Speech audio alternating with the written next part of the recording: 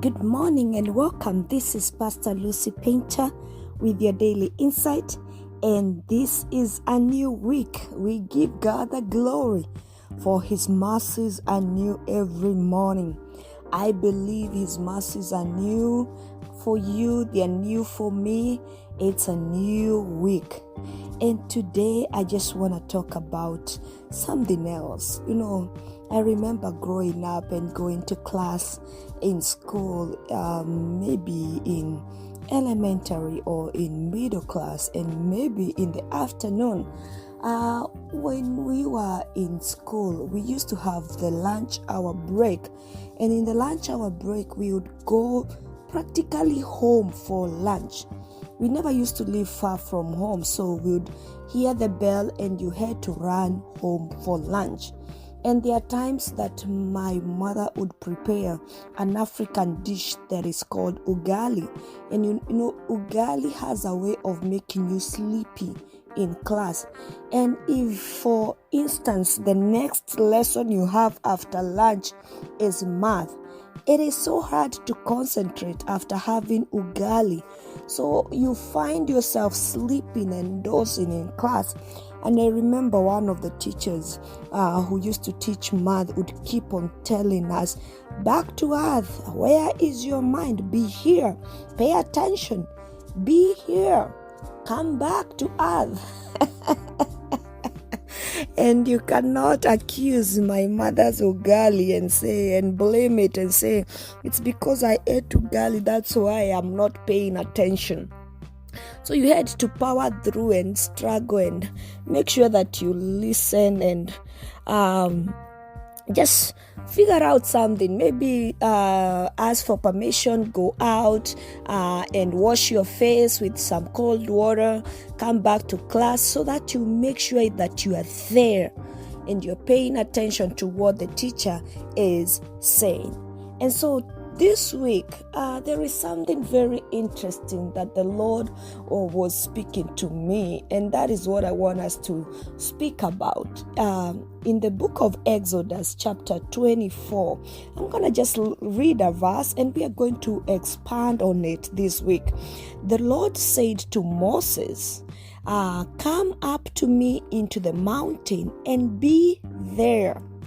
And I will give thee tables of stone and a law and commandments which I have written, and thou mayest teach them. So this is a verse that maybe you have read, and I have read several times. And last week as I was reading it, there is these two words, be there, that really, like they popped up, and there's a significant meaning to them that I want us to expand this week. Earlier on, I have been teaching on Moses in church, and we were speaking about how Moses was going up and down the mountain, and God would tell him, go and tell the people this, and Moses would go down and tell the people, and then he would come up and tell God, the people have said this. But in this verse, God had a different set of instruction. He told Moses, I want you to come up to me into the mountain, and this time, I don't want you to be distracted. I want you to be there. And this week, I want us to talk about it. How to be there. How to be there. If it's about in a relationship, how to be there. Our relationship with God, if it's about in prayer, how to be there. Sometimes we get in prayer and we are so distracted. We are in prayer, yet the phone ringer is on. We are praying, and when the phone rings, you want to find out who is calling you. But I want us to talk about how can we be there. If we focus to pray, how can we just be there? If it's in our relationship with our spouses, how can we be there? If the Lord can be so sensitive in his relationship with Moses and demand, so the dynamics of our relationship are changing. Earlier on, I've just demanded you to just come up and go back. But this time, for this specific time, the Lord, want you to come up into the mountain and please be there. Don't let your mind not be distracted.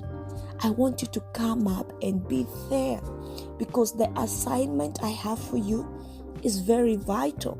I want to give you tables of stones and a law and commandments which I have personally written, so that you may teach them to the people. I don't want you to just go with a word of mouth and tell them that the Lord says. No, I want you to go with something that is evident, something that you can show them and say, this is what the Lord says. I want you to be there. And so this week, join me in this journey as we explore how can we be there. Just like I said earlier, sometimes I would be in class and not be there. Sometimes our mind wanders. You can be in a relationship, but you're not there. You can be in prayers, but you're not there. And as I talk about this, I know you know what I mean. But this week, we're going to talk about being there. This is Pastor Lucy Paynter with your daily insight. And this is Be There, Day 1. Shalom.